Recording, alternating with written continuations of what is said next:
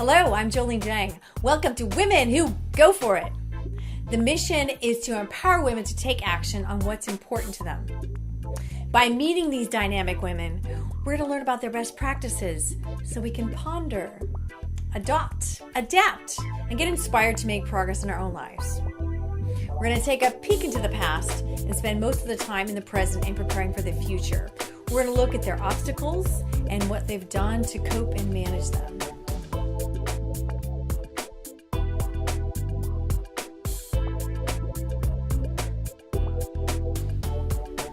So then we can start to glean and figure out what's going to work for us so we can conquer our goals and make our dreams come true.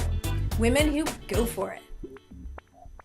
Today our conversation is with Sarah Bird. She is the CEO of an SEO company, Moz. She has overseen the growth of several hundred customers to 30,000 around the world.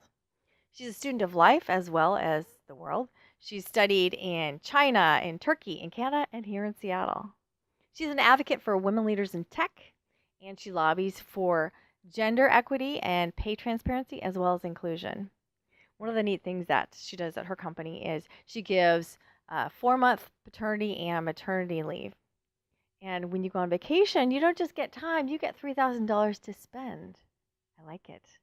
In this conversation, we're going to learn about what she does to recover from failure, what she learned from her father, and how she centers herself. Sarah Bird. You were going to talk about recovery from failure. Can you share with us? Yeah, absolutely.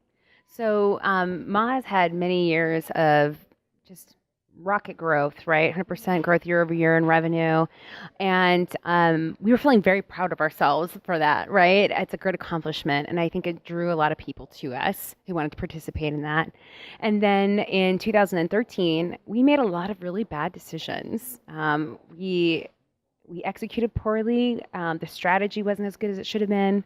And that led to end of 2013 and beginning of 2014 being very tough for us financially, right? And for our customers, we were launching a new product that wasn't really ready for prime time. And that set company growth back. And it was a very challenging time for me and for the whole leadership team to recover from emotionally. We hadn't yet had that in the company, right? We hadn't yet had growth is like, it's basically flat for many quarters in a row. I mean, that's not a good story in startup land, right? And we weren't really prepared for it. And we had these results, and we had a team that was exhausted. In the midst of these, not good financial performance and customers who understandably were not delighted with the product we'd shipped that really wasn't ready. We also had a team that had been working so hard, though, right? It wasn't for lack of effort. We weren't lazy. It wasn't that we didn't care. We had a ton of care, and we were working really hard. We just didn't do the right things at the right time, right? And I just remember this sense of feeling overwhelmed by wanting to find a way to motivate an already exhausted team, to keep working so hard to try to make a difference, to get our growth turned around, to help our customers, to give them customers a better experience. And how could I ask that of them, right? And would they leave, right? Did they come to Moz because of the growth? And if the growth wasn't there, would they leave? Did I collect a team of people who were there because of the work and the mission and the belief? And it was a very challenging, very stressful time. And luckily, though, I leaned back into a lot of those lessons that I really alluded to in my talk around remembering that I had dignity as a person. I was still worthy of leading and trying to help the team, even though we hadn't had these results. That as a company, we could still be a great company, even if in this moment we weren't having great results on a particular vector, which happened to be growth, right? An important vector, but only one aspect of work. And so I really I tried to give the team growth, individuals. I tried to give them grace and show them love and compassion. We made sure not to try to shift people into blame. We tried to avoid blame with each other. And how did you give them grace? How did you empower them? How do we as leaders show grace, right? We try to remember people's names. We ask them how their families are doing. We say, that's okay. I understand. Yep. I can see we have a problem there. What should we do next? What do you think? What did we learn from it? What are we going to do? And really help them feel like that this is their moment to learn as well, right? Invite them to contribute to the solution and to not feel like they are victims or not feel like they are less than, because really talented engineers make mistakes. Really talented marketers make mistakes, right? Talented leaders make mistakes. And so all of us, it was like this opportunity to try to practice and shift our thinking out of, oh man, we're so bad at stuff. And why are we so bad at our jobs? And like, oh, this is terrible, to this is my moment to contribute, right? This is my moment to show growth, to be resilient, to have a big impact. And the company needs me to have big impact right now. And I tried to take really interpersonal moments, but also bigger company moments to invite people to think of the challenge that way, right? Like, it was not an existential threat. We are still here. We are still great people. This is the team to overcome this challenge. And let's take our learnings and then, make that our armor, make that our strength so that we don't have this problem again. And we can go forward all feeling like, oh my God, we survived, we did it, and we're better now, right? We're better people now. I saw the lesson with your mom Yeah. when you were younger, Yeah. the lessons she gave you, and now I saw that very clearly come through. Yeah. So in terms of your father, what have you learned from him? Yeah, so there was a time when I first had my son. He's 4 now. When I first had my son, I was miserable because if I was at work, I felt guilty I wasn't at home. And if I was at home, I felt guilty I wasn't at work. And as you can see, it's a no-win situation, right? And like the sort of unconscious assumptions, the sort of the water, right, that I was operating in was that time means you care, time means effectiveness. So like, if I'm not in the office, does that mean I'm not working hard enough, right? Will I be a failure as a leader because I'm not putting enough time in? I need to be here till 8 p.m. every night. I'm working 7 days a week. And then similarly, as a mother, right? If I am not there during the day, if I'm only there in the evenings and give him a kiss in the morning, like, is that enough? Will he still love me and feel valued? And so I had these assumptions, and what helped me get over that was one day I realized how much I feel my father's love, and I've always felt my father's love. And he worked very hard. I mean, he was, out the morning. His dental practice started at 8. He didn't get home until 6 p.m. We'd have family dinner, and then he'd go upstairs and work on his computer doing the administrative parts of the office because he's an entrepreneur, right? So you have to pay people, you have to order supplies, and da-da-da. And once I realized I had to have that gut knowledge, right? I had to have like an experience myself because intellectually understanding my son will love me wasn't enough. I had to find a way to connect to it, and my way of connecting to it was through my father. And I was like, oh, like I feel my father's unconditional love, my son will feel my unconditional love, because it isn't just in hours of time, right? It's in all those other moments throughout the day where you show someone that you value them for who they are and that you'll be there if they need you. And that's what love feels like. Now, you're very bold, and you talked about traveling around the world. Do you have suggestions for people of a certain age, or to get things out of your system, or? Travel, you just do it. I mean, I would say, I guess I want to tap into something that I think is out there that maybe like some people's unspoken rules, maybe part of their sort of this is water moment, right? That I think there's a perception that the world is a scary place full of rapists and murderers who are out to get you, especially if you're a woman, right? I think a lot of women are like cultivated this sense of like, oh, don't go alone. It won't be safe for you. You can't do that, right? It's dangerous. And it's good intention. I think society has good intention, but it's like there are bad people everywhere, right? And most people everywhere, all over the world, are great people, right? And so I would encourage women to try not to fall for that trap of thinking that they're going to be victimized everywhere they go. I think it holds us back from experiencing all the world has to offer. And I think it perpetuates, it's like a self-perpetuating belief. Like the less women travel, the less we have the opportunity to show that you can do it and have a great experience and survive and learn things and be better. And then the less people in foreign countries get to interact and see women in a different way, right? Like we have to sort of branch out. And so you have to, whatever your way is, to practice courage. If it's, if you've never traveled before, take a baby step, do an organized tour to Europe, because that is easy peasy and they will take care of you, right? And then try I'll go on my own to Europe without the tour to help me, right? And you're building up your own strength, you're building up your own confidence until finally you're ready to take a bigger leap into someplace that's, a bigger challenge, a bigger gulf between what you're used to and how other people live. Trust yourself.